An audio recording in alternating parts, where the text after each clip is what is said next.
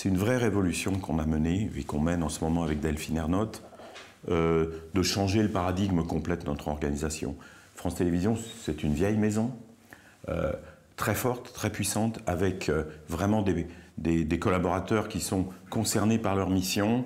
Donc ça, cette grande maison était organisée de manière complètement séparée, avec des silos, qui étaient les chaînes, qui s'entendaient relativement bien, comme dans une famille on peut s'entendre, malgré tout avec des rivalités assez importantes, en disant finalement, moi je mets ça à l'antenne ce soir, et les autres, ils verront ce qu'ils verront, et tout le monde se battait uniquement dans son silo.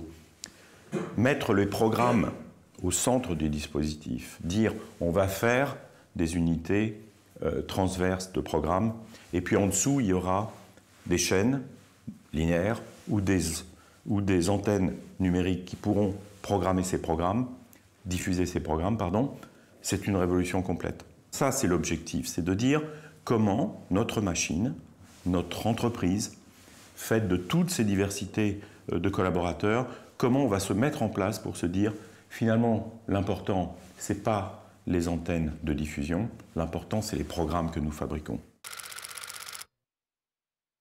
Le fait même de centraliser un regard sur toutes les fictions du groupe nous permet aussi de mieux organiser et de mieux équilibrer notre offre. On sait maintenant qu'on a environ 5 soirées, et à l'intérieur de ces 5 soirées, il y a des films qui étaient faits pour la 3 qu'on va mettre sur la 2, puis il y en a qui étaient faits pour la 2 qu'on va mettre sur la 3, et puis il y a des choses qu'on va mettre exclusivement sur le numérique. Alors dans cette offre, il restera des polars. Mais je vous renvoie la balle. Vous savez très bien que c'est plus facile de tourner un polar, c'est plus facile à écrire. On a une tension dramatique qui finalement sous-tend le récit, qui permet d'ailleurs aussi une écoute plus captive et finalement qui va vers le public. Maintenant, nos missions, c'est évidemment de ne pas faire que du polar, et c'est ce rééquilibrage qu'on est en train de faire. On est en train de le faire sur 3 grands thèmes majeurs: la société dans tous ses états, l'histoire et le patrimoine, et enfin les grandes adaptations littéraires. C'est ça qu'on va annoncer cet après-midi. C'est un effort particulier qu'on a lancé depuis quelques mois. On a signé un certain nombre d'accords et de développement, et on va faire un virage sur notre offre.